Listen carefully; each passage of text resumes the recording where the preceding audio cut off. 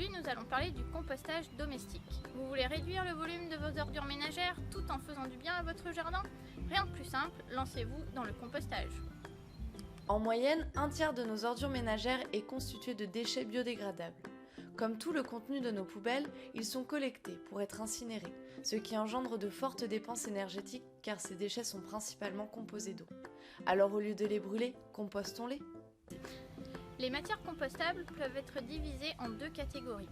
Les matières vertes, celles qui sont riches en azote et en eau, plutôt fines et molles et en général de couleur verte.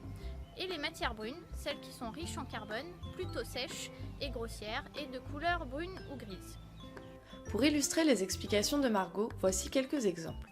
Vous pouvez retrouver ici les matières vertes telles que les épluchures de légumes et de fruits, les restes de repas, le marc de café ou encore le thé.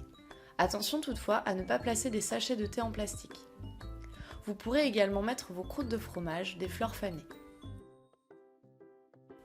Passons maintenant aux matières brunes. Vous pourrez composter les coquilles d'œufs, de préférence émiettées, leurs boîtes en carton, les rouleaux d'essuie-tout et les mouchoirs en papier. Vous pourrez également mettre du foin, des branches broyées ou coupées en petits morceaux, des feuilles mortes ou bien encore de la paille.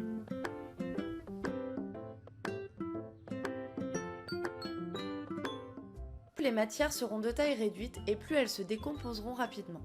Pensez par exemple à découper les déchets les plus coriaces comme les trognons de chou, les têtes d'ananas. Vous pouvez également composter les litières de vos animaux si elles sont en matière végétale. Par contre, attention, quelques précautions sont à prendre. Vous devrez composter la litière des carnivores au moins 2 ans, comme on le fait pour les toilettes sèches, et ne pas épandre le compost obtenu sur le potager, sur des plantes que vous consommerez, mais seulement dans les massifs ou au pied des haies. Les tontes de pelouse sont classées dans la catégorie des matières vertes. Vous pouvez les composter en les incorporant petit à petit, au minimum 1 ou 2 jours après la tonte, en mélangeant pour éviter que l'herbe n'étouffe le compost, en créant par exemple une croûte à sa surface. Vous trouverez d'autres conseils sur l'utilisation des tontes dans notre vidéo consacrée à la valorisation des déchets végétaux du...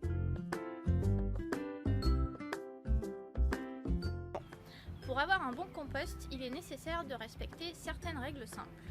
Première règle et non des moindres, vous devez équilibrer les apports en matière verte et en matière brune pour obtenir un bon compost.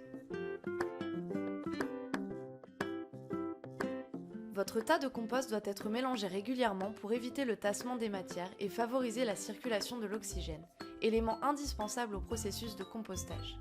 De plus, un brassage fréquent dissuade certains animaux comme les mulots ou les rats de nicher dans le compost. Pour effectuer ce travail, vous pouvez utiliser une fourche ou un aérateur. Un bon équilibre entre matière verte et matière brune suffit généralement à assurer un taux d'humidité correct. Si votre mélange est trop humide, l'excès d'humidité empêchera la circulation de l'air et donc le processus de compostage. L'apparition d'odeurs désagréables est un bon indicateur. Dans ce cas, brassez le mélange et ajoutez des matières brunes. Si votre mélange est trop sec, le processus de compostage sera aussi ralenti. L'apparition de mycélium de champignons vous alertera sur la nécessité d'humidifier votre compost. Arrosez-le ou laissez le couvercle ouvert pour la prochaine averse. Le compostage peut se faire en tas ou en bac. L'utilisation d'un composteur évite l'envol des déchets légers comme les essuie-tout ou les filtres à café et empêche les animaux de gratter dans le compost.